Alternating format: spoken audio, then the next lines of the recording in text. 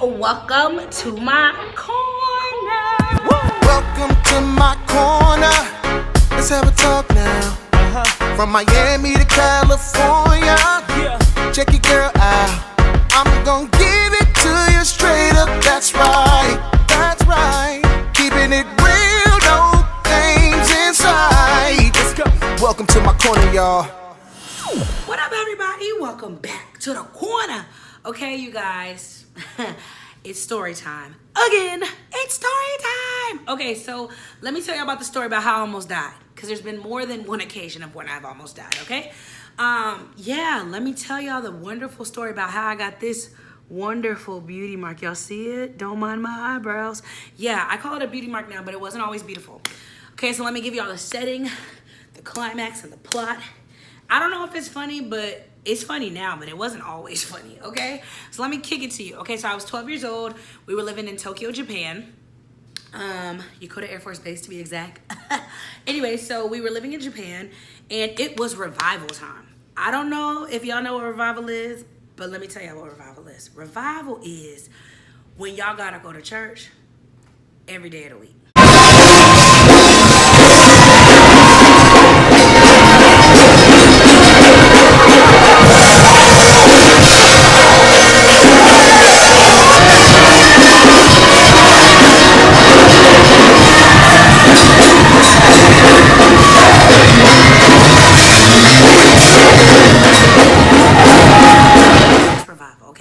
That's revival, okay? Revival is where you be in church, like when you get out of school, you gotta come home and do your homework because revival started at 7 o'clock. And baby, you can't miss revival service, devil's lie. It ain't no children's church during revival. You just sit there with your parents and be bored. They gonna cast the devil out, they gonna speak in tongues, they gonna fall out, they gonna shout, they gonna get back up, they gonna do it again and again and again. So it was revival, okay? It was revival. I had to be there. My parents were elders in the church. My parents, actually, no, I think my parents have been pastors, but I think they were elders of this church.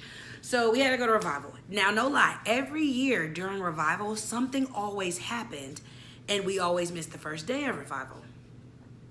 So this year, we were determined to get to revival, okay?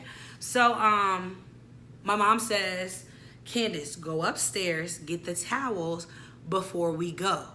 I said, okay, mommy, no problem. So I have my heels on. I got my holiness skirt ready to praise Jesus for the night. I go upstairs and I get the towels.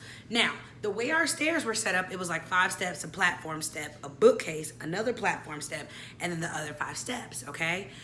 So I was going upstairs with my heels on, okay? I'm carrying the towels like this with heels on. I can't see the step.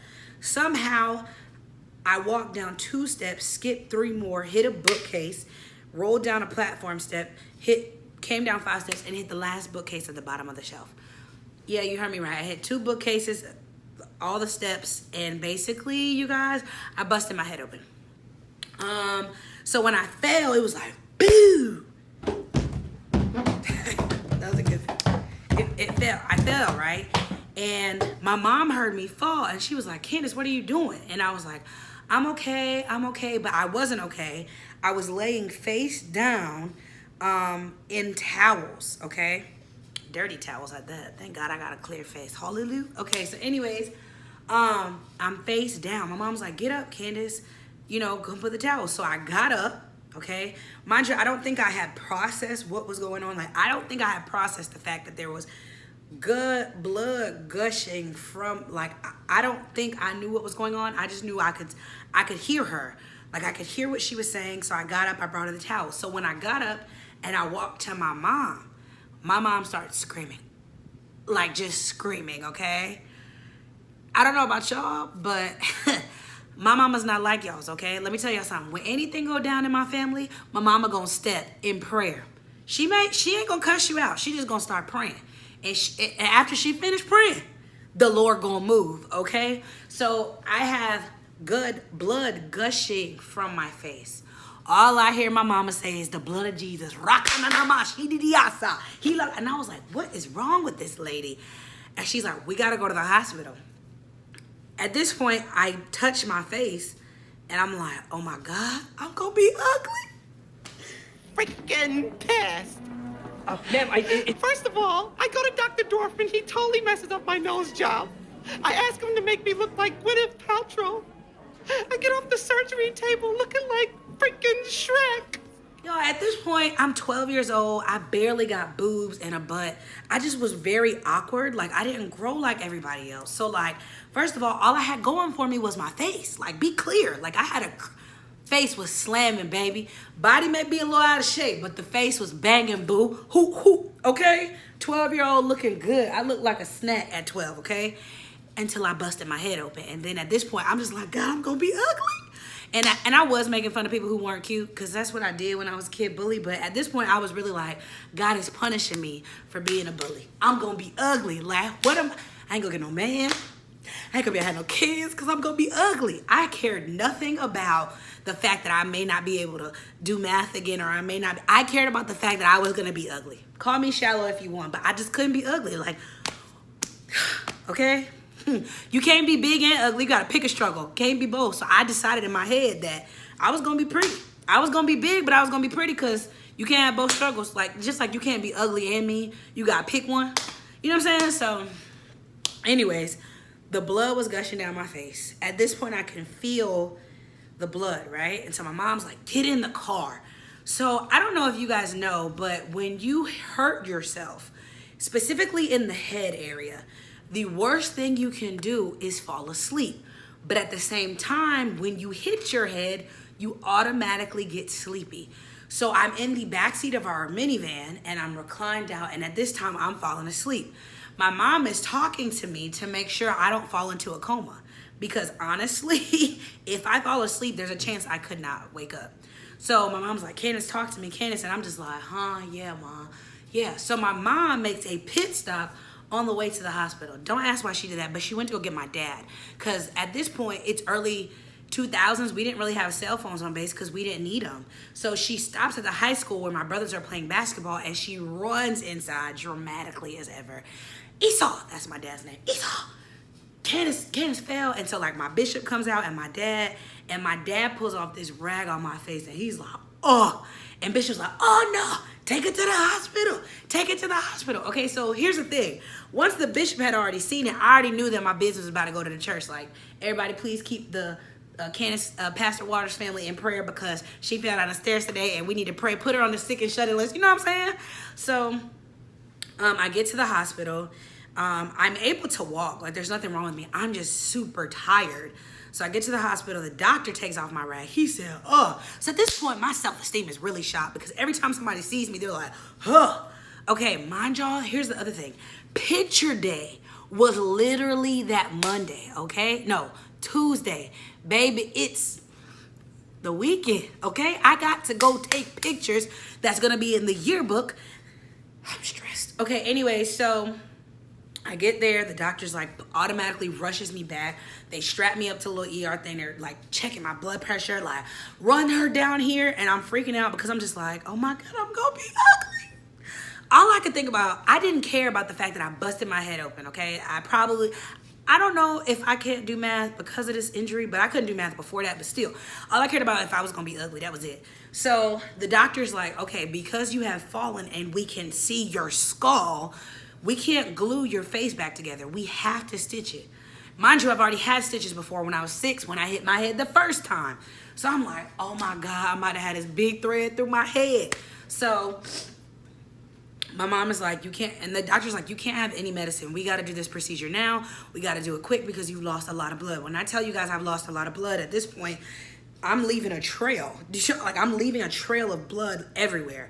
So the doctor starts stitching me up. He said, I lie to you not. This man said, what color thread do you want? Sir, I'm not picking out bundles. You're literally stitching up my forehead. It don't matter what color it is. Do y'all know what color thread they put through the middle of my head? As a 12-year-old child in the 7th grade, do you know what color thread I had for my stitches? Green, baby. Green. Lime green thread, okay? In the middle of my forehead. So to make it look good, I wore a green suit on picture day so everything matched.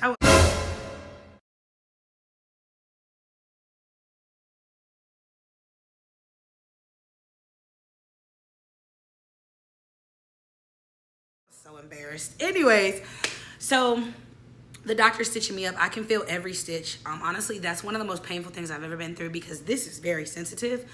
And so he's stitching me up. I'm glad we were overseas because I feel like somebody would have called Child Protective Services if we were anywhere else. But my mama praying the whole time. My mama on the left of me, my daddy on the right of me. So my mom said, squeeze my hand every time it starts hurt. I'm just squeezing her little hand because I'm in pain. And so I'm also getting sleepy. Here's the other thing. While they're stitching me, they have to make sure that I am awake. If I am not awake, they have to stop everything because I can fall into a coma. Girl, if y'all could have heard my mom, Candace, I ain't never been so sick of somebody calling my name. I said, Mom, please. So they stitched me up, they finished me off. I'm good.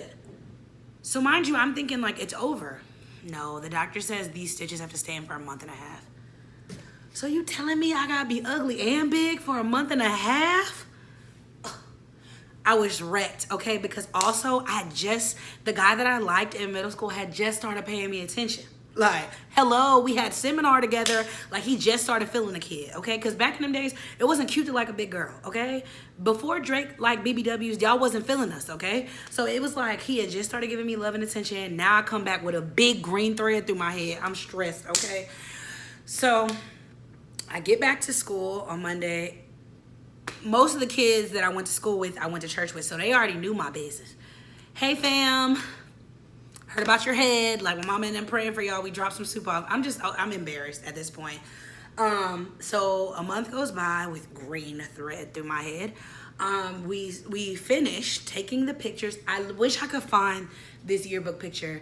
I know somebody on Facebook has it. Like, God, if I ever blow up, eternal God in heaven, if I ever blow up or when I blow up, please don't let none of these jokers come out with wild pictures of me, like from middle school with broke off edges and twisties and flip up. Oh my God, please, Lord, please. So yeah, so I probably can find the picture with the green thread through my head and the green suit that I wore for picture day. Who the heck, wear a whole suit for picture day and a sock bun on their head? But nevertheless, so yeah, I had the green thread through my head. I still have the scar to prove it. I don't think it's ever gonna go away, but it also, honestly, getting that made me, I had to find confidence in something else because like for a while it was my face, but at this point I didn't like the way I looked. My body was uneven and unproportionate. So I don't want to say I struggle with self-esteem, but that was a really hard time for me as trying to maneuver through because I didn't think I was pretty. Not with the green thread through my head. And like, then I had my weight problem. So I didn't think I was cute. It took a long time. Oh Lord, a long time for me to like find the beauty of who I was because I didn't like the way I looked. So now I'm older. I still got the scar to prove it. It's kind of cool because my dad and I have the same middle name and we also have the scar through our foreheads. He fell and busted his head open. So we're twinsies. Yeah, so that's the story of how I almost died. Praise the Lord that I lived. I hope y'all enjoy my story. I'm gonna see if I can find some pictures of me with this thread and I'm gonna try to put them at the end of the video. But if I don't have any, thank y'all for watching. We'll be back in the corner next week with some more, probably some story time, some Avenger movie clips, whatever. Thank y'all for watching. Have a good day. Love y'all. See y'all later. Bye.